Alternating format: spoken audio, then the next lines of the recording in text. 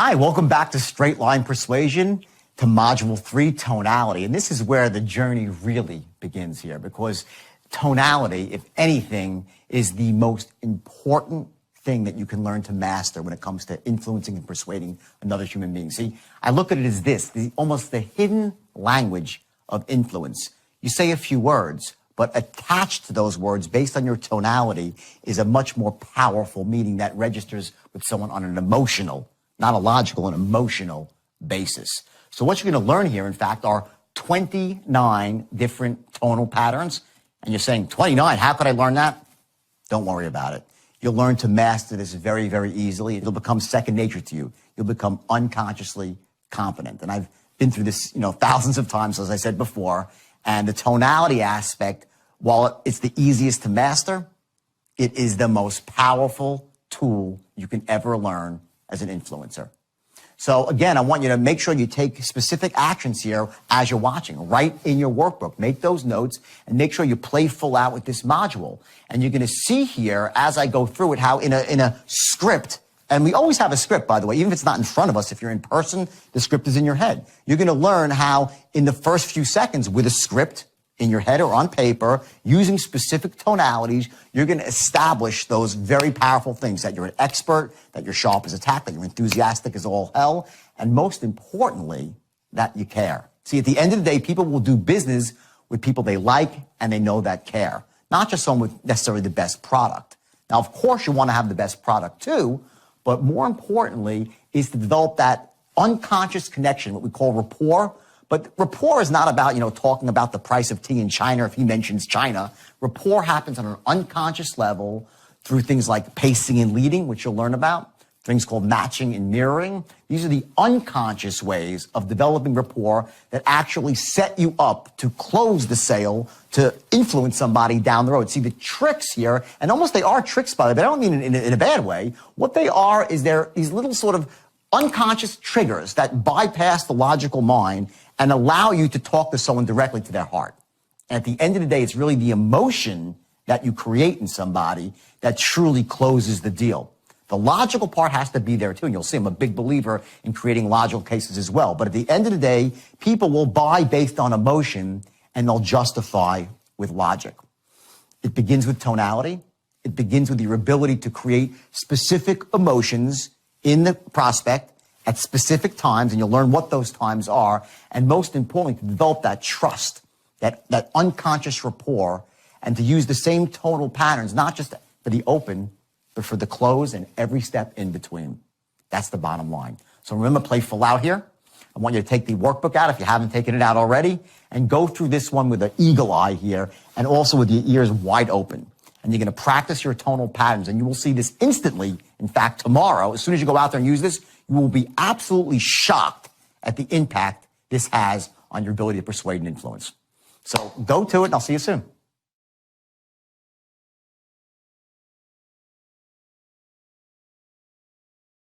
Okay, this script, okay, pretend for a second, we're going to play full out that this is the script you're trading for your business, okay? And it's a very simple script, okay? It says, hi, is John there? Hi, John, this is Jordan Belfort calling from Global Capital in Tampa, Florida. How's it going today? Great. Now, if you recall, you attended a seminar last Thursday night over at the Marriott Hotel with one of our top traders, James Arnell. Does that ring a bell? Blah, blah, blah, right? Now, if you read the words on the script that way, you've destroyed yourself. You have destroyed yourself. I'm going to show you a way to read the words on this script. So literally, by the time that you are done, not only have you established these three things, like to the point where the person is hanging on your every word, but you've also established that you care about them, that you're a reasonable person, that you're trustworthy, that you're empathetic, that you have their best interest, like all that in one paragraph. Now, you're saying, well, you can't do all that in one paragraph. Yes, you can. Yes, you can. Now, is it established to the point where they're like, just do whatever you say? No. What you're doing in this paragraph is you're laying the groundwork. You're pacing and leading them. It's called pacing and leading. You're laying the groundwork for these people to follow you throughout a 10, 15, or 30-minute sale. And by the way, the sale could be stretched out to 3 days. And it could be for a $2 million product at the highest level of sales. This system doesn't have to be like a 1-call close. It could be a 5-call close if that's what is needed for your product. It could be the longest relationship sale at the highest level of business. It could be about closing a $50 billion deal for a takeover. Doesn't matter. It all starts here. The tonal patterns that you're going to use here in this first paragraph are going to translate to the entire sale, to everything you do, even after the sales close. You're going to train yourself to speak like influencers, not like average people. If you want to speak like an average person, you're going to be average. There's a different level above average. It's extraordinary. And in sales, to be extraordinary, you need to master the art of tonality. How to speak to people so you capture their imagination in a second. How do you create scarcity without saying, it's scarce, it's scarce? You don't create scarcity like that. Scarcity is with a tone of voice and some appropriate words and a pattern of language. But tonality is what really makes something seem scarce or something that's a secret. Something that's really, really important, like when I lower my voice. Now, you all do this right now anyway, but you're not doing it in probably a very deliberate way. What we're going to do the next hour when we get back from break is we're going to get really, really deliberate with tonality to the point where you're like, oh my God, I did not know the emotions I can create in people by lowering my voice or raising up at the end of a sentence. You're going to start to see how powerful this stuff is, and you're going to realize, what you're going to do is you're going to realize that, A, if I do that, they're not going to close right now. But if I do this through the entire sale, and I have the right structure, and I can crack through their limiting buying beliefs, make them trust me as they should, make them trust my company as they should. And by the way, if you're working for a crappy company with a crappy product, my advice, get out now. Get out now. Because you're going to sell, because you'll take this system, you'll make a fortune, you'll hurt people. Okay? You've got to be selling a great product and working for a great company. I think you all are. I want to show you how literally every word in one paragraph and every sentence into itself, how the words are spaced out, your pacing, the pauses, every little thing in this one paragraph matters immensely. It's hugely important. And you're going to see how you're going to capture their imagination and develop these 3 things literally in 4 seconds flat. And then in the first paragraph, by the time you're done, they'll be reinforced that much more. So what I want to show you right now is how you're going to capture somebody's attention in literally 4 seconds flat. And we're going to play full out here. I want 2 volunteers from the audience. What we're going to do now is this, all right? Now, if you notice, I wrote this script. Wrote it about 8 months ago. I know it by heart. But you're going to watch that I'm going to hold the script, and I'm actually going to read from the script whenever I do this. Because I'm telling you, the key to success in sales is you take out as many variables as you can from the equation. You control what you can control, because there's a lot of stuff you can't control.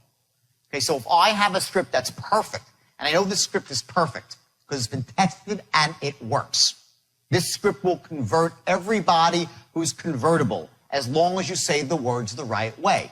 Now, I want you to be very conscious. I was going to run an exercise, and I was going to start off with an imperfect script and show you how hard it is to use a script that's imperfect. I wrote the first generation was imperfect. In other words, when you're writing scripts for your company, a lot of you write scripts, right? Remember that a script is a work in progress until it gets to the point when it's perfect. And when you know it's perfect, it's been refined, it's been tested, then you lock it in. When you're going about writing a script, remember that when you write words down, it's slightly different than the spoken word. Certain words are contracted. Certain words are dropped completely in conversational English. And most importantly, you sound like a novice by not contracting words, and you sound like a stranger. The idea is that when you speak to somebody on the phone, even though you don't know them and they don't know you, you want to capture it in the familiar. that you're a friend to friend. It's not like, hello, Mr. Jones, this is Jordan Belfort. How are you today? He's like, what the hell? Who's this salesman calling me? That's the first thing they think, okay? So when you pick up the phone to call somebody, now pretend right now we're going to run this exercise right here as if we're going to try to be selling seminars, and someone actually in this room is selling seminars, okay? And it's actually you, right? Okay, perfect. Perfect sale. Okay, now, so here's what we're going to do. I want you to listen to how I read this script. And I'm going to read this script with a specific tonality, okay, which is the right tonality, which is going to capture every single person in the first couple of seconds. Now, I'm going to do it real quickly. I'm going to do just the first line, okay? So I say, hi, is John there? And he says, yeah, this is John. Hey, John, this is Jordan Belfort calling from Global Capital in Tampa, Florida. How's it going today? That's the opening script. Now you say, well, what's the big deal about that, right? There's a lot of a big deal about that, okay? Because if you say it in a different way, you're going to lose maybe 10, 15, or 20% of a person's confidence, their focus, and their mind will start racing and going off in a different direction based on how you say these words. Now listen closely again, okay? And then I'm going to have them do it, and you're going to see the difference. Watch. Say, hi, is John there? First few words, right? Hi, John, this is Jordan Belfort calling from Global Capital in Tampa, Florida. How's it going today? Okay. Now let's hear you say this. Start off, okay? We'll say, hi, is John there? Hi, is John there? Right here. Hi, John, this is Paul Bloom calling from... Wow, I messed up. Don't worry about it. It's fine. Keep going. From Global Capital in Tampa, Florida. How's it going today? Okay, no problem. Don't worry about the words. The words are easy to master. That's no big deal. It's not what I'm getting at here. The huge blunder that you made was like on the second word, though, okay? Now just watch. Okay, you say, hi, is John there? Hi, is John there? Okay, hi, is John there? Which is better, his or mine? Mine. Not in the same league. 99% of the salespeople that are working for you, if you're a sales manager, okay, or you yourself, whether you're good or bad, you will not say the first three words the right way. And instantly he knows that you're Sergey. Don't kid yourself. It starts right here. You're going to capture with the first three words.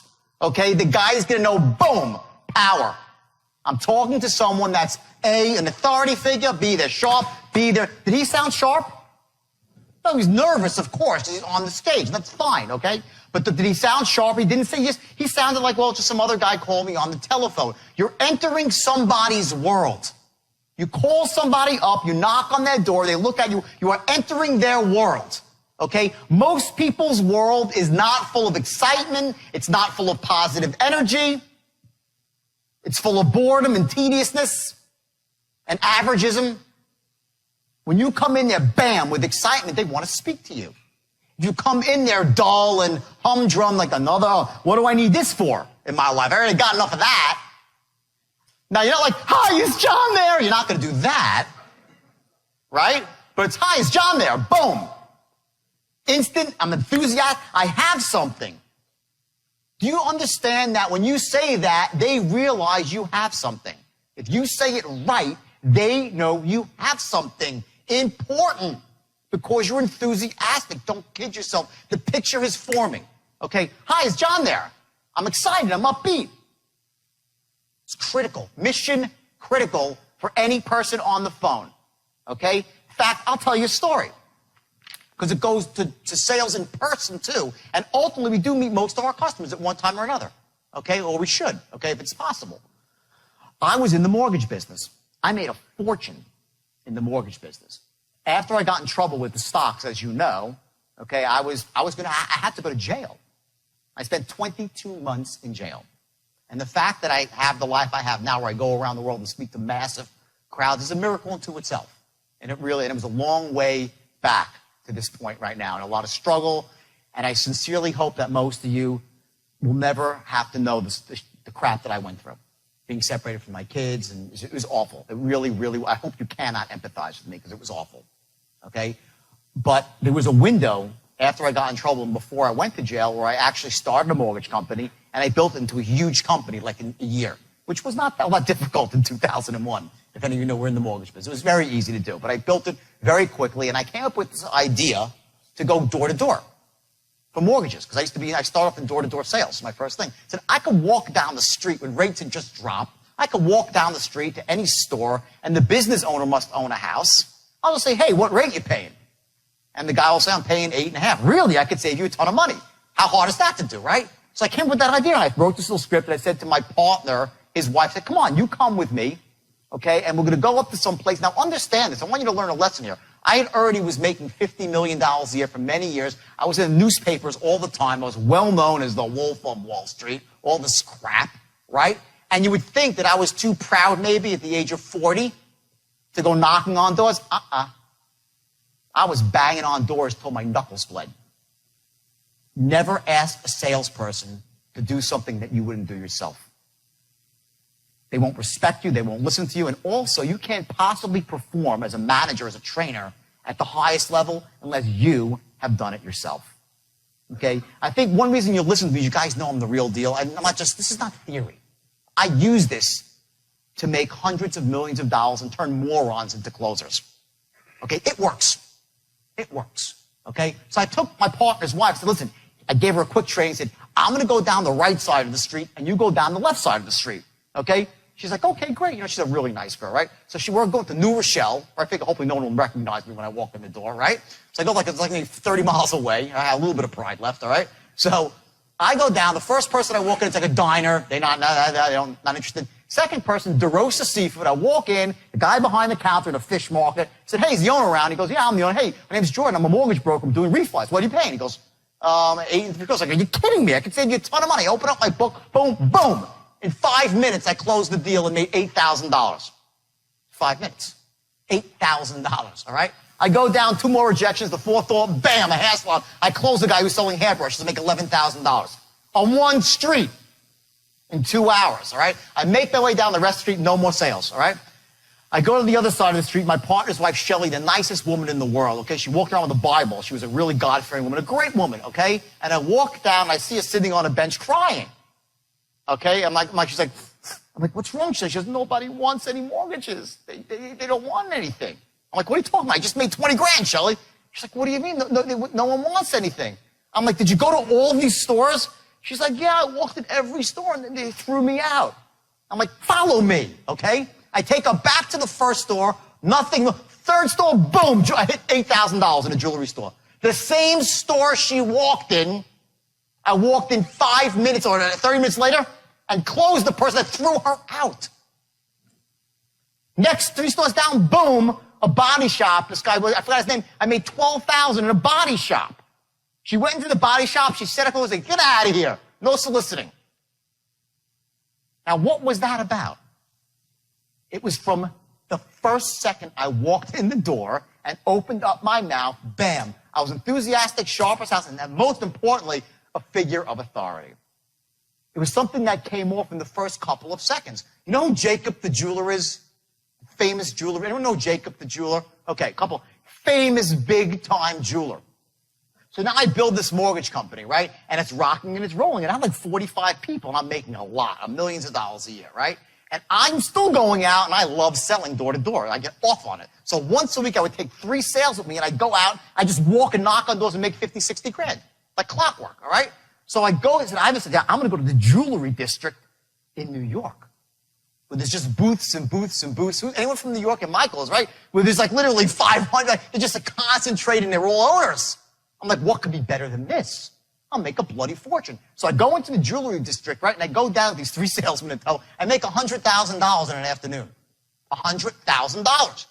Finally, I loop around to the other side of the street, nothing. I walk into some really big thing, big store, right? And it's like one giant booth in the back. And I walk in with my little crew. I walk right up to some woman. I give her my pitch. And she's like, I'm paying 7.5. And then she says a couple. She says, why am I talking to you? I'm like, what do you mean? She goes, I never talk to, I throw everybody out of the store. Why am I talking to you? It was Jacob's wife, Angela Arabov. Okay? I don't understand why I'm talking to you. Before I knew it, I was upstairs with Jacob in his office. I made $17,000 refining their house in Forest Hills, Queens. I was at their house for dinner that night. They did not know who I was. They did not know who I was simply because my rap of confidence, the aura that I had, that I was sharp as a tack and I was an expert, Jacob told me to screw off. I was like, screw off yourself. I was pacing him and leading and matching and mirroring, being just like him, right? Angela Arabot, to this day, okay, she never considered I throw everyone out, but I did business with you. Why? Because the first second I walked in the door, I was different. I captured her imagination. So when I say to you, like, hey, is John there? I ain't kidding. Okay? If you are a salesperson and you're hammering away, you got people on the phone, a big crew of people, just that alone will increase you up this much. Now, you're going to close sales, but no. But this is called the art of, ready for this? This is a great lesson. This is called, okay, this is called the art, I can't write. The art, I'm an author too. The art of not blowing it. That's what this is.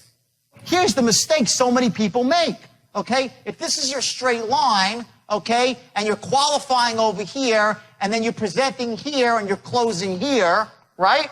Okay, the mistake people make is they think the sale starts here. When they start presenting, the sale starts the moment you pick up your phone, you're closing with your tone. You're closing by establishing the 3 magic bullets. That I am what? That's number 1, sharp as a tack. 2, what? Enthusiastic as hell. I can't write. You see this? Enthusiastic as hell. B, I am a force to be reckoned with. An authority figure. An expert in my field. That's how I got upstairs to Jacob's office. That's how I made $3 million a year from a dead stop after the government had taken all my money, and deservedly so. Because I had a company, let me tell you something, I invented the straight line out of frustration of trying to take 19-year-old kids with little education and make them into killers who could talk to the wealthiest men and women in America and extract money from them.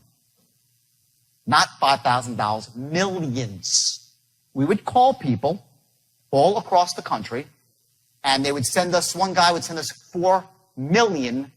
$4 million. For a stock he never heard of, to a brokerage firm he never heard of, to a salesman who usually still had pimples on his face from acne. It's in millions and millions. I raised, I think, like $3 billion in my heyday, all because of the straight line. All because of the straight line. And it started off with the first word. Now, the mistake I made, here's the thing, 95% of what I did in business was strictly legitimate. Legit, all legit. I was raising money for companies. Steve Madden Shoes, I'm sure you know that company, right? It's my company. Not only did I take it public, I owned it. 85% of Steve Madden Shoes was mine. Steve was a minority partner. He owned 15%. He came to me looking for money for venture capital. You do venture capital over here, right? Came looking for venture capital. All right, I gave him $1 million. I said, he had one ugly shoe. It was the ugliest shoe I'd ever seen. It was called the Maryland, a big, chunky Western clog, right? Because I got the shoe. I don't care about the goddamn shoe. How much you need? $1 million. I said, great. Give me 85% of your company. Here's $1 million. He said, great. Steve was fresh out of rehab. Okay, sober for like 22 years now, Steve. Okay? Next day, I turned around. I sold off 30% of my stake for $1 million. Get the picture? I was in for free. I owned 55% of Steve Madden Shoes. It was a startup. The company now is worth over $1 billion, not million, $1 billion from that little tiny investment. That was the business that I was in. I was in venture capital. I raised money using the straight line. All legal, perfectly legal, nothing wrong with it. Sales tactics, a lot of pressure. More than there should have been. Not legal, not legal. High pressure, not ethical, not illegal. The mistake that I made is that the straight line was so powerful and raised so much money that I could not keep up with the onslaught of buying coming in from around the world. People from not just the U.S., all over the world. They kept coming in and coming in. If I was smart, I would have slowed down my business and not hired as many salespeople, and I would have made less money up front and be worth probably $5 billion right now. But instead, I took as much as I could get, the buying, and just putting more product out there. And you know what? I started putting crap out there. The manufacturing couldn't keep up with sales. Stocks started to go up artificially. That's how I got in trouble. And I was manipulating stocks. Just like that. I did not start off wanting to do that. What I'm saying is the reason I'm telling you this story. A lot of you, especially who own companies here, you're going to notice that you're going to put this stuff in place and your business is going to soar. They're going to soar quickly. Like, you'll see, boom. Just don't let it go out of control. You need to have the other side of the equation. You know, if it's loan mods or credit repair, okay, you got to be delivering the service that you promise with the straight line. You can't deliver them crap, or else it's going to reverse on you and implode, and you'll end up like I did, having to start over again. Thankfully, the skill set, the system, allows me to go out from a dead stop anywhere without, flush me down the toilet bowl. I get the license, right? I come back up with the plumber's license. That's what this does, and it'll do it for you too. But learn from my mistakes, okay? You take this system, which is all powerful, and put it with the best product at the best price, and bam, you will have a life that you will not imagine. Let's go back to this real quick here, okay? Hi, is John there, okay? So he says that, say, hey, John, this is Jordan Belfort calling from Global Capital in Tampa, Florida. How's it going today? Okay? Let me hear you say that. Hi, John. Hi, John. This is Paul Bloom calling from Global Capital in Tampa, Florida. Okay, stop. He said, this is Global Capital in Tampa, Florida, right? Watch this, okay?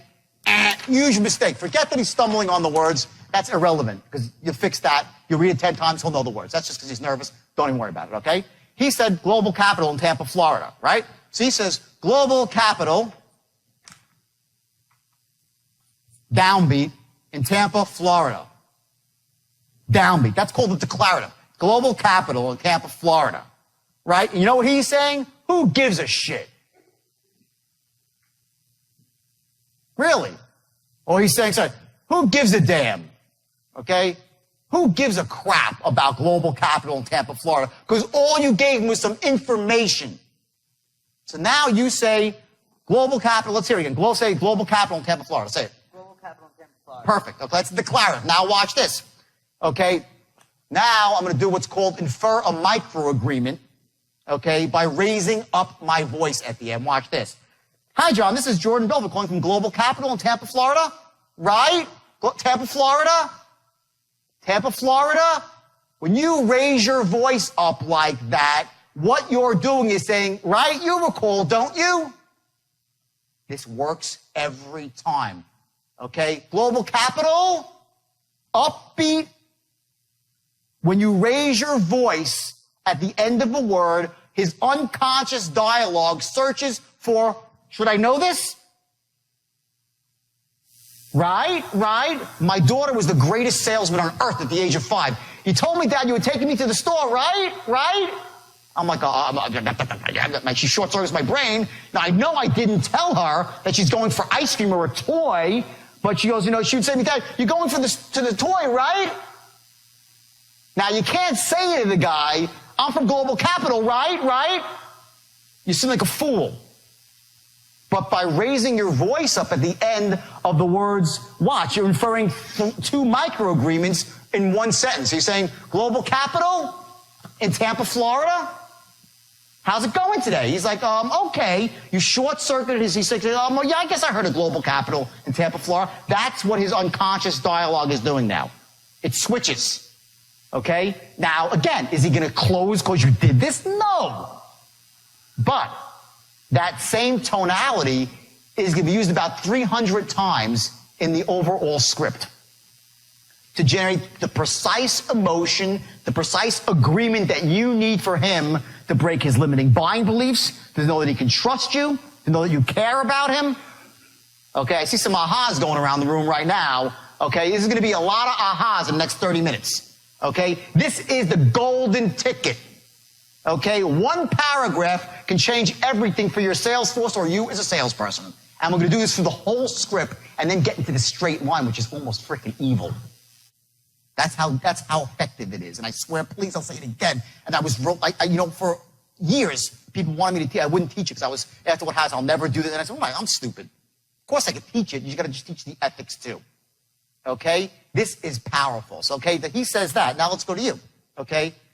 So I say, how's it going today? So what do you say? Oh, good. I say, great. Not great. Or not great.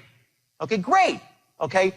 Great means I'm genuinely happy to hear that. You couldn't say, great, I'm really happy to hear that. You'd say, what a disingenuous asshole that is, right? So what you're going to say is great. Okay? Now let's hear next words. Great. Now, if you recall. Okay? Yeah, great. Now, if you recall. Now, if you recall, we attended a seminar last Thursday night over at the Marriott Hotel with one of our top forex traders, James Darnell. Does that ring a bell? Okay, now, what did she do right? What did she did a couple things really well there, okay? Either you did it before, you learned from what I just said, but she raised her, couple of things, times she raised her voice up very effectively. Number one, James Darnell, okay?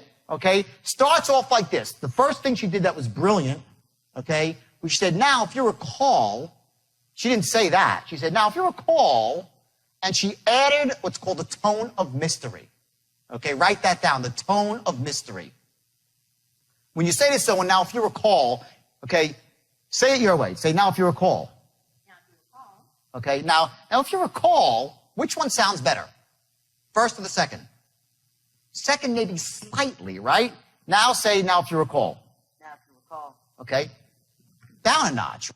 He hasn't got it yet. That's fine. You're gonna get this stuff, and you're gonna become what's called unconsciously competent at this stuff. That's where you're gonna get to very, very. It's easy once you figure you'll crack the code. We'll do it. No big problem. So he says, now, if you recall, that's what 97% of the salesmen on earth will say.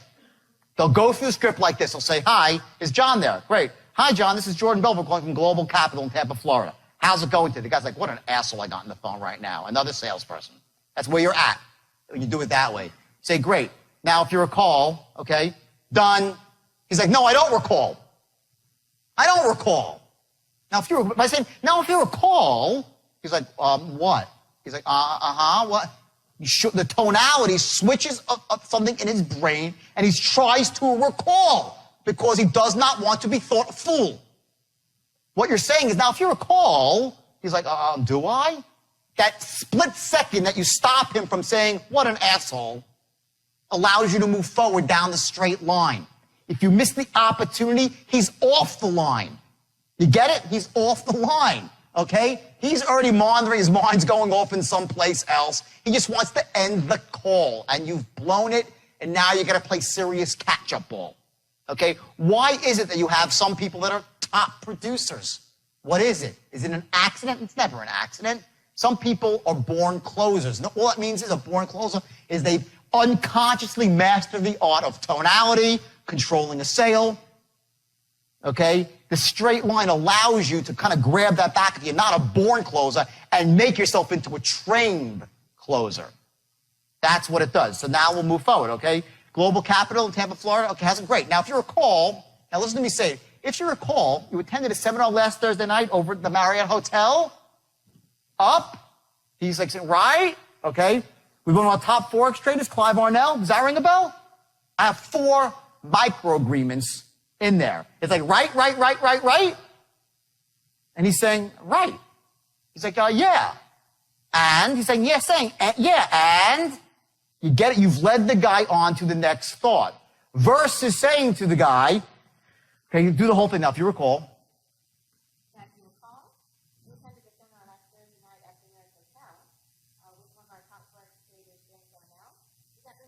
Good. You said she's at Marriott Hotel versus Marriott Hotel. Over at the Marriott Hotel, capture the tonality. Try it again. The Marriott Hotel? The Marriott Hotel. Good. With one of our top forex traders? With one of our top forex traders, James Darnell. Top forex traders, right? Raise your voice up. With one of our top forex traders, James Darnell. Does that ring a bell? Does that ring a bell? Good. Okay. Now, it's a little choppy because she's just done it for the first time here. But what happens is when you do this with 3 micro agreements or 4 in one sentence, the person will just say, yeah, I have, whether he has or hasn't. Because people do not want to be thought to be out of the loop. Okay, let's hear you say it now. Great. Now, if you recall. Great. Now, if you recall. Okay. We attended a seminar Stop now here. Ready? Say, now, if you recall, I want you to narrow your eyes when you say that. Now, if you recall. No. Go like this. If you're like trying to figure something out, I'm going to teach you something called a physiological trigger right now, okay? We're going to go through this a little bit more in detail, but what happens is you have certain physiological triggers that will allow you to capture a tonality. Some people, when they want to sound certain, they tap their hand, like they go like this, and they sound certain. Other people, when I say, whoa, no big deal, if I'm on the phone, I say, listen, it's just a matter of a very simple thing. I'll push my hands out, and I do the gesture, despite that they can't see me, because they can see me. Okay? You can create a gesture by moving your body a certain way. We're going to do an exercise tomorrow where you're actually going to learn what your own gestures are and figure out how to get yourself into certainty, scarcity, very powerful. So what I want you to do now, one of the things that works with this now, if you recall, see how I narrow my eyes a little bit? Now, if you recall, so say it, narrow your eyes like a little bit, almost like it's a mystery. Try it now, say it. Now, if you recall, Better, okay. You attended a seminar, so. You attended a seminar last Thursday night over at the Marriott Hotel with one of our top Forex traders, James Arnell. Does that ring a bell? Okay, you got James Arnell right now. Let's go. One of our top Forex traders? With one of our top, Don't worry. with one of our top Forex traders, James Arnell? James Arnell. Does that ring a bell? Does that ring a bell? 3 agreements together. Now watch. I want to show you something very important. Sounding like the expert, okay? What sounds better to you? Ready? These are the words. With one of our, right? So if you're speaking to somebody in conversational English and trying to influence them, okay? If I say to you, at the Marriott Hotel with one of our top Forex traders, Clive Arnell, okay, I don't sound sharp as a tack because, frankly, the words with, one, and of, and our are really irrelevant. They need to be put together into one word to sound boom, to the point, okay? So I'd say with one of our. This is how people sound interesting. Remember Ferris Bueller's Day Off? Who's seen the movie Ferris Bueller's Day Off? Hi, my name is so-and-so. Remember the teacher? He goes, Bueller, we're talking about the economic depression in 1934, and they had the Smoot-Hawley Act, right? And all the kids are like, snoring. What is that? That's the exaggeration of the world's worst tonality and pacing, right? Every word is said with the same tone and the same beat and staccato, right? That puts someone to sleep. The brain habituates, okay? If you're listening to the radio, it's bom, bom, bom, you turn the station. You habituate. You don't want to hear it, right? So if you say to someone, one of our top Forex traders, okay, the expert says with one of our top Forex traders, not with one of our top Forex traders. That's what a novice says. And is a novice sharp as a tack? No. Is he an expert? No. You don't think that the reason I walked down the street and she walked down the street and we got 2 different results was because of that? It was just that. I walked in, hey, what are you paying on your mortgage? Not, what are you paying on your mortgage? What rate are you paying? Or what rate are you paying? No, what rate are you paying on your mortgage? Boom, I'm in a rush. Either you want it or you don't. This is so powerful for people, especially on the phone, and a lot of your opening calls come on the phone because it's the easiest way to qualify, okay? So what I want you to do is I want you to contract these words together. So it's going to be the Marriott Hotel with one of our top, not with one of our top, it's with one of our, you get it? Your stress words are Forex trader James Arnell, right? So it's not with one of our top Forex traders, James Arnell. It's one of our top Forex traders, James Arnell. Does that ring a bell? So let's hear that. You try it. Bingo. You hear the difference? You catch that difference? Now you're saying, well, does that make it? It makes a big difference when you're here in the sale. Okay? When you're here and you're trying to make points, really salient points, and get to a close. Those ways you group the words together. You need to learn what words to group together and what words stand out. That's how you keep somebody's attention. Okay? One of our top Forex traders, James Arnell. One of our top Forex traders, James Arnell. Does that ring a bell? Does that ring a bell? Much better. Okay, great. Say it. Yeah, it does. Okay, great. Now. Yeah, keep reading. Okay, great. Well, the reason for the call today is that you're one of the last of our group that hasn't actually enrolled yet. Okay, stop. Ready? He says, okay, great. Now, the reason for the call today, okay, is that you're one of the last of the group who hasn't enrolled yet, right? You say, okay, great. Now, the reason for the call today, which one sounds better, his or mine? Okay? They're in the same league? Say it. Say the first one. Go. Now, the reason for the call, say it. The reason for the call. Okay, now, the reason for the call. Okay? By dropping your voice, okay, you imply that you have something that's a secret and that it's scarce. And it's very specific. You're going to learn, this is one of the most powerful techniques of all to closing, okay, is dropping your voice when you have something that's a secret to imply scarcity. Not that often you can hear about this. Get it while it lasts, okay? I say to someone, if you want someone to listen, you yell. If you want them to really listen, you whisper. There is so much power in a whisper, especially when they know that you have this thing I called, write this down, bottled enthusiasm. There's something that you have in here. It's like a chi that you have as a salesperson. It's this sort of ability that they know you are so enthusiastic and so spot on and sharp as a tack. They know it's there. They know it's there. And it can be unleashed at any second. And when you don't use it, they respect you more. If you come off sharp as a tack, I'm sharp as a tack, you lose it. You're done. Sharp as a tack becomes boring and dull. I'm sharp as a tack, and the reason for the call is this. Very simple. If you have 60 seconds, I want to share the idea with you. Got a minute? Not, got a minute?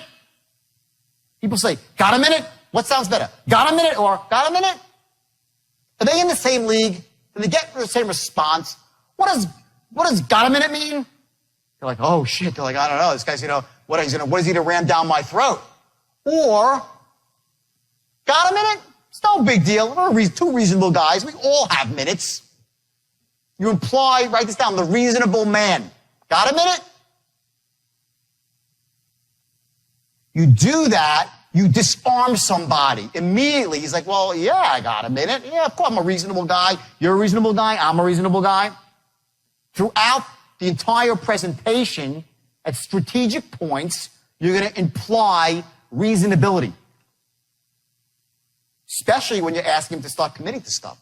It's reasonable, isn't it? Got a minute? Got a minute? Got a minute? They all mean different things. 9% of communication, guys and girls, is words. 9%. 91% is tonality and body language. And when you're on the phone, which a lot of us are, especially in the beginning, 91% is tonality, but you create the image through tonality. Simple as that. You must master tonality or you're wasting your time as a salesperson. And by the way, it's what charisma is all about. Charisma. It's about tonality, about making yourself so interesting. It's not the way you look even. It's the energy, that bottled chi that's inside you that can come out at any moment, but's held in check. People would say to me, well, I get on the phone with people and they ramble on. No one rambles when they're on the phone with me because they know better. Not that I'm going to hurt them. I'm 5'7", 150 pounds on a good day, okay? It's because they understand that I'm an expert, I'm sharp, I got it. They don't want to piss me off. Does that mean they're going to buy? No. Because remember, we have those buying archetypes, right? Only certain people will ever buy. But I know that if I do it like this, everyone who can possibly buy will buy from me, not from somebody else. The worst fate for a salesperson is that you couldn't close them and somebody else did. That's the worst. That's the low point. Not that you pitched 10 people and no one bought. That's A-okay. That's the numbers game, like the sales funnel. The worst is they didn't buy from you and they bought from the next guy. Simple as that. So we go through the script. We get to this point now. Great. Well, the reason for the call, and you drop your voice to imply scarcity. So let's hear you do it. Great. Okay, great. Well. Okay, great. Well, the reason for the call today is that you're one of the last of the group who hasn't actually enrolled yet. And if you have 60 seconds, I'd like to share an idea with you. You got a minute? Okay. Let's do it and say, okay, great. Okay, great. Okay, now say it like you get it on the phone. I say yes. Okay, stop. Let me go back, right? You say, does that ring a bell? I say, yeah, it does. Now what do you say?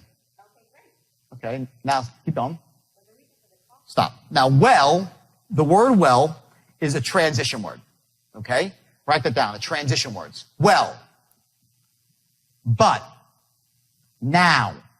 These are crucial words in your script and in your sales that allow you to completely flip tonality and pause and create a new emotion.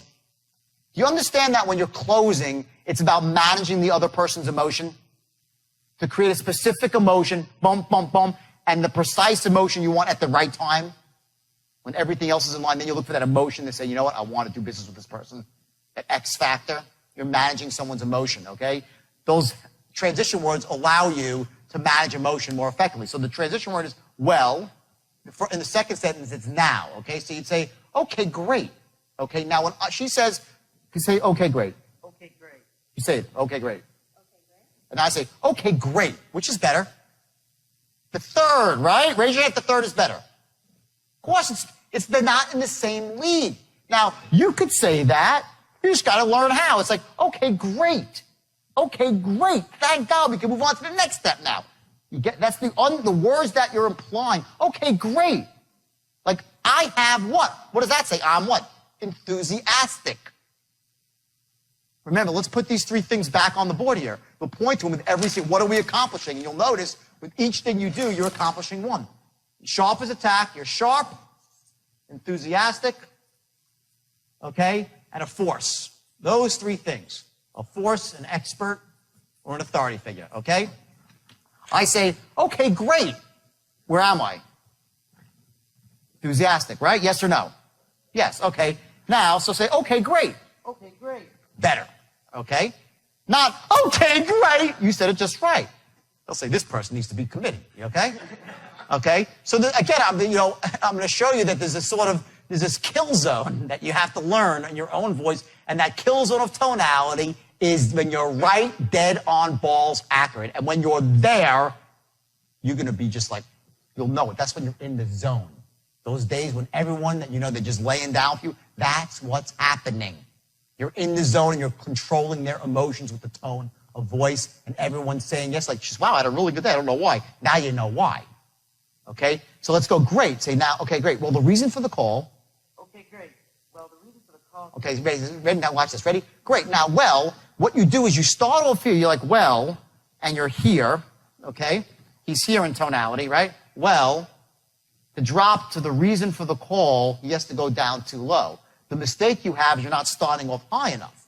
You have to give yourself a place to go.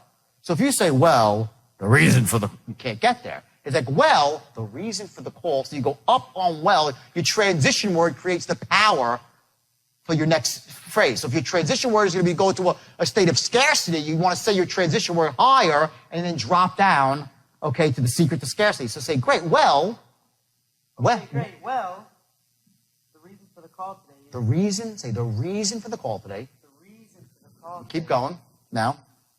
is that you're one of the last of the group. Okay, ready? Say, one of the last of the group. Put all the words into one word. One of the last of the group. Let's hear it. One of the last of the group. Bingo.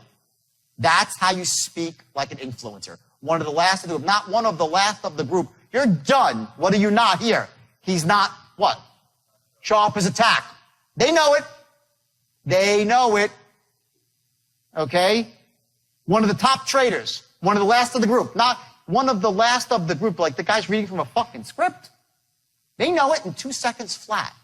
But if you're just looking at your script as a guy and saying you're one of the last of the group who hasn't actually enrolled yet, if you have 60 seconds, pause. I'd like to share an idea with you. Got a minute? Got a minute? You're reasonable. I'm reasonable, right? Everyone who can say yes, who is like literally has a minute and has anything interested in what you have to say, they will say yes.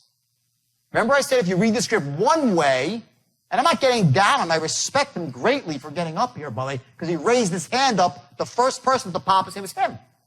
Okay, I respect that, because no one cares whether you could do something well or not. All they care about is your heart, and this guy's got a heart. He will be a closer, for sure. So the bottom line is this, okay? You say something my way. Let's say we speak to 100 people, okay? And I do it this way. What percentage of the people you think that are closable will come forward with me? What percentage? Close to 100. Okay, if I read it my way. If he reads it his way, he might get 15 or 20% of the people to move forward. Because he hasn't captured their imagination and he hasn't established these three things. And if they do move forward, he has a significant uphill battle to fight because they know he's really not these three things. And now he's got to make such a case, such an airtight logical case, such an airtight emotional case. It's an uphill battle. You're not a closer, you're not an influencer, and you'd be killing yourself as a salesperson. So, and I'm going to tell you a story. This is a great story. And by the way, you're somewhere in between. Like you're a little bit higher up in terms of your tonality, is a bit more advanced, but still there's a lot of things that you're not capturing, and it's so easy to do. This is the point I'm making. This is like a learned skill. I don't have some magic bullet that I was born with. Yeah, I got it. But the point is it transfers to anybody. I could sit with any one of you for 2 or 3 hours. And as long as you will commit, remember in the beginning, you want to have a burning desire, take opportunity, right? Follow a proven system. I said, if you have those, anyone can learn it. The only people that can't are those that don't really care to. They don't care about money. And by the way, let's just clear this up right now. Money matters. And anyone who tells you it doesn't is full of crap. They never had any. Money is not evil. Money doesn't corrupt people. Money's a beautiful, wonderful thing. You know, rich is good. Your middle name should be, I'm rich, Mr. Rich, right? When you're rich, you can do things to help people. You can be the guy that donates the x-ray machine to the hospital or who builds the wing of the hospital. You can take care of your family, retire the people that you love, have an impact on the world. The most disempowering state is poverty. What can you do when you're in poverty? Look at it this way. There's no amount of poverty you can have in your life to make one other person wealthy. There's no amount of sadness you can have in your life to make one person happy. There's no amount of sickness you can have to make one person healthy. If you want to make the world a happier, healthier, wealthier place, what you do is simple. You get as much of those gifts as you can for yourself, and you spread them around. That's called a reframe. You have any limiting beliefs about money, squash them. They're crap. Whatever was fed to you when we were this big, someone was fed limiting beliefs that money might corrupt in some way or it's evil. Money's a beautiful, wonderful thing. Now, does that mean you're not going to have problems? No, you have more problems when you have rich because you got more stuff going on. But you get to show up to your problems in style. In a limousine, in a nice watch, in a beautiful suit, right? That's what money does. You show up to your problems in style. So wipe that out of your head. Money is beautiful. It's wonderful. Get money and then give it away. Take as much as you need for yourself, then you spread the wealth around. And then more money comes to you. That's a state of abundance versus scarcity. Like, I got to grip every penny, okay? To how you perceive money in this world, okay, and your own goals for money will dictate where you go in life with money. Just imagine it this way. If you know, money doesn't really matter. Oh, really? Just imagine if you're in a marriage, you say, well, my wife doesn't really matter. How long is she going to stick around? Well, how long is money going to stick around if you don't think it matters? It's going to go like your wife or your husband. Money matters. Closing matters. Because closing, remember the funnel? Closing and prospecting and dialing leads to money. Okay? And it starts right here. So here's the deal, okay? We'll do it one more time. Start from the top. Hi, it's John there. Hi, it's John there. Better than he was before? A lot better. Okay? Give the man a round of applause. Okay? Bingo. Okay? Is he going to close sales? No. Okay? Did he create an image? Yes. Okay? He's enthusiastic. He might have something. Next, go. Hi, John. Let's hear it. Hi, John. This is Paul calling from Global Capital in Tampa, Florida. How's it going today? Okay, close. Ready? You were good up to the point you said Global Capital. You declared. Global Capital, he's like, so the fuck what? Okay? That's what when you say Global Capital with a downbeat, mistake. You did it all great. Say, hi, John. This is Jordan calling from Global Capital in Tampa, Florida. Let me hear your upbeats. Go. Do it again. Hi, John. Hi, John. This is Paul calling from Global Capital in Tampa, Florida. How's it going today? Give the man a round of applause. Okay? Bingo. Okay? Say, great. Now. Great. Now. Now your eyes. Now mystery, right? If you can recall. No, now, great. Now, listen to me. Ready? Great. Now, if you recall. Great. Now, if you recall, you attended a seminar last Thursday night over at the Marriott Hotel with one of our top four ex-traders, James Arnell, that ring a bell? Getting better. Now I want you to listen to me. Ready? Say, what about top Forex traders? Up, right. James Arnell. Does that ring a bell? I'm going to hear 3 go. Over at the Marriott Hotel with one of our top, let's hear the right from there. Over at the Marriott Hotel, let's hear it. Over at the Marriott Hotel with one of our... Okay, here's the problem. He's up. He sounds like he's a songbird almost, right? Okay? The problem is you need to start your tonality lower. You need to give yourself room to manage. Remember, you're managing tonality within a range. Learn your range. Okay? If you have a deep voice, if you want to go up, you got to start very low, okay? So you might start here. You say, now, if you recall, you attended a seminar last Thursday night over at the Marriott Hotel with one of our top Forex traders, James Arnell. Does that ring a bell? See the tonality? Do it again. Start here. You attended a seminar? You attended a seminar? We attended a seminar last Thursday night over at the Marriott Hotel with one of our top Forex traders, James Arnell. Does that ring a bell? Bingo. On the money. Okay? Now let's move forward. Okay, great. Okay, great. Well, the reason for Stop. Okay, great. Well, not the reason. Well, the reason. There's a reason for the call today. Okay, this is the major transition to say, I got something for you. I'm not just calling to say hello. I'm calling to sell you something. That's really what you're saying right here. Okay? Well, the reason for the call today, I didn't call you yesterday. I didn't call you tomorrow. I called you right now for a reason. And my tonality drops. But is there power behind it? It's not like the reason for the call today. No, it's the reason for the call. They feel it. It's there. Okay? I have that tonality there. My voice is low, but my fist is clenched. Boom. Waiting to be unleashed. It keeps them in line. They know. They know. They know those things. Okay? So say, great. Now, well, the reason for the call is here. Okay, great. Well, the reason for the call today... Okay, well, hit R. Well, the reason, give me a big R there. Hell. The reason the call today. For the call today is that you're one of the last... Say, one of the last of the group. One of the last of the group who haven't actually enrolled yet. And if you have 60 seconds, I'd like to share an idea with you. Got a minute? Okay, you have 60 seconds. Here, watch, ready? Reasonable man, ready? You have 60 seconds, which everyone... What's the words? Listen, if you have 60 seconds, not if you have 60 seconds, okay? They're like, oh my God, a salesman. Or if you have 60 seconds and the unspoken words that I've just said are, write this down, which everybody has.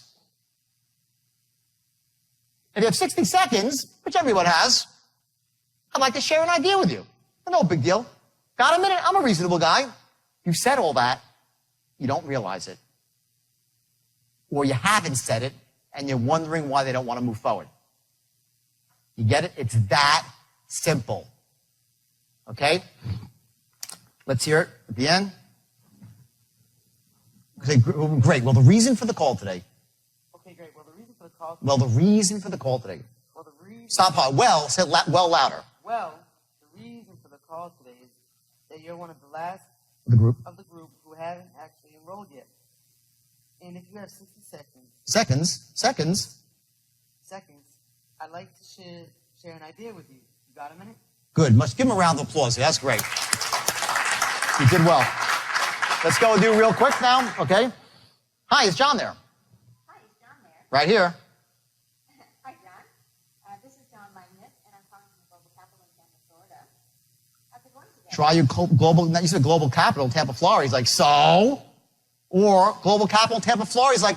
He's like, let me search my memory banks. That's what he's saying to himself when you raise up. He can't help it. Can't help it. He's doing it because we were trained since we're this big, okay, to try to be quick on the uptake. We want to be known as being quick on the uptake. So when you ask someone a micro question like that, they feel, yeah, and, or not, big deal. Two different emotions have been created. And remember, again, we're in the first paragraph. Just imagine when you're saying to the guy, all I'm asking for this, give me one shot, it's $3,000. Sound fair enough? If you're doing the wrong tonality, then you will never close. But if you're saying, give me one shot and believe me, you will not be sorry. Sound fair enough? I'm a reasonable guy. Same shit.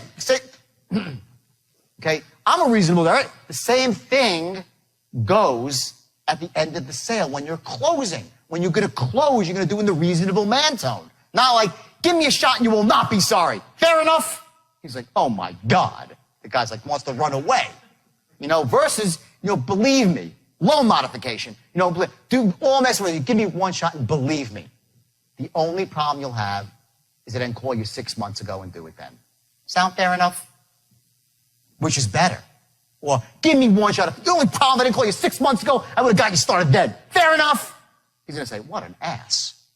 Okay? Or the only problem you're going to have is I didn't call you 6 months ago and do this for you then. Sound fair enough? You've said there's so much. I care about you. I care about your family. I'm going to help you put control in your life. And I am an expert. They all want to deal with the expert. This is what tonality, the straight line is tonality and structure. Tonality and structure. To move somebody's emotions down the line with the appropriate tonality, to have them right where you want them, not in an evil, manipulative way, in a way that empowers them to make a good decision. You will never use this to manipulate somebody, because now I think you can start seeing you could use it to manipulate someone to make a bad decision. Especially when you learn the art of looping, which we'll go through later, which is crazy, okay? Where you break their buying beliefs down, okay? So you do this only to empower people. That's the message here, okay? Let's move forward here. Great, say great. Now, let's do it again from the top. Hi, is John there? Hi, is John there? Right here. Hi, John. This is John Minus from Global Capital in Tampa, Florida. How's it going today? Good. Great. Now, if you call your attention... Say stop. Do it again. Great. Now, if you recall... Great. Now, if you recall, mystery guys, because they're going to say, no, I don't recall, if you do it wrong. And if you recall, which you should, and you don't want to be thought as being slow on the uptake now, do you? Now, if you recall, like most reasonable people do, like most smart people do, can't say that. You couldn't say to the guy, now, if you recall, because you're not a fool, that you attended the seminar last, you can't say it. But you can imply it with your tone, okay? And you manage the sale, and you move. Do you understand what's happening here? You're moving. It's always about moving forward towards a close. You're closing from word one, or qualifying them out and directing them to the right source where they can get what they need. That's when you're really operating at the highest level of sales and ethics at the same time. Simple as that, okay? So great, now we're here. Great. Now, if you recall,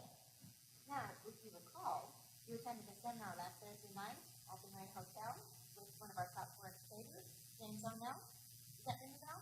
yeah. Okay, great. Well, the reason for the call today... Stop. Well, okay, a lot of the mistakes I'm hearing right now mostly have to do with not using well as a transition word. Make this easy for yourself by giving well some power. If you know your next word, that's why you need to have a script that you stick to. Okay, because you know what your next word is going to be. You know your next phrase is going to be for scarcity or secrecy, right? Well, then give yourself room. Say, you're not going to say, well, you have nowhere to go. You should say, well, then all of a sudden, whoop, you drop down to the reason for the call today. And they're like, what? They're like instantly the human ear, they zero in, okay, and you pass that little transition to where you're a salesman now, to like they're listening, they're just listening. You get it? They don't want to miss it. Okay? Say, great, well, the reason for the call today. Okay, great. Well, the reason for the call today is that you're one of the last of the group who hasn't actually enrolled yet. By the way, what did she do that was beautiful there? She just did something that I wasn't even doing that effectively. I knew it. I was almost going to stop myself before, but I figured I would deal with it later. She just did something really powerful there. She said, like this. She said, here's a tonality. She goes, you're one of the last of the group who hasn't actually enrolled yet. That's how I said it, which was wrong, by the way. And I was going to correct it, but I didn't, okay? She said, who hasn't actually enrolled yet. She's like, isn't that great? In other words, she said it in a way, and it's such a, guys, it's a minor point, but don't kid yourself. One more emotional in there brings them forward, and you're going to use that same thing she did about, isn't that great? Like in the same way you say, getting started is very simple. Just a question of your name, social security number. Isn't that great? How easy it is? So that little trick she pulled there, unconscious, that's called she didn't plan. She unconsciously knew that the right tonality there was that, and she did it. Now you have to learn to be able to harness that tonality anywhere you want to create the emotion and move it forward. So I'm picking out little micro stuff because you're going to use it later on. You'll see later, you're like, oh my God. When you're closing, you're like, oh boy. I'll say stuff. That's when I do this exercise. People say, that is the sickest thing I've ever heard. When I do the close, because you start seeing how, combine like secrecy, scarcity, and the reasonable man all in one shot. And it's like, and the guy's like, yes. He said, my name is, and he's filling out the application.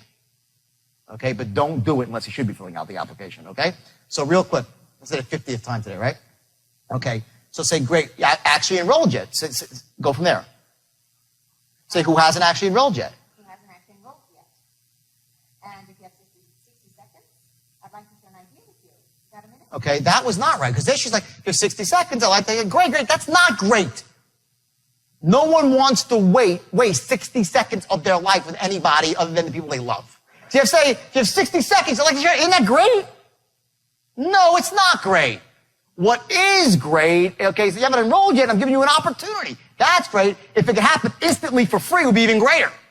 But this is certainly 60 seconds, no. And if you have 60 seconds, now you're in a reasonable man tone, which anybody has. I'd like to share an idea with you. No big deal. Got a minute? We all do.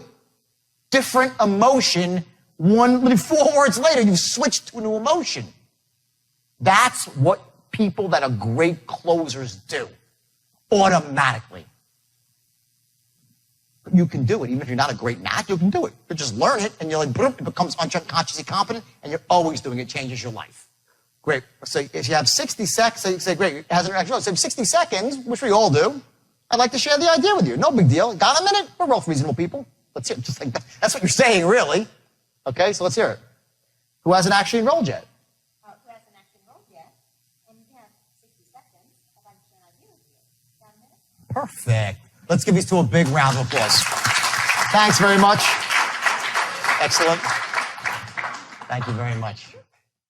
So what do you think? Tonality, right? It's the key to everything.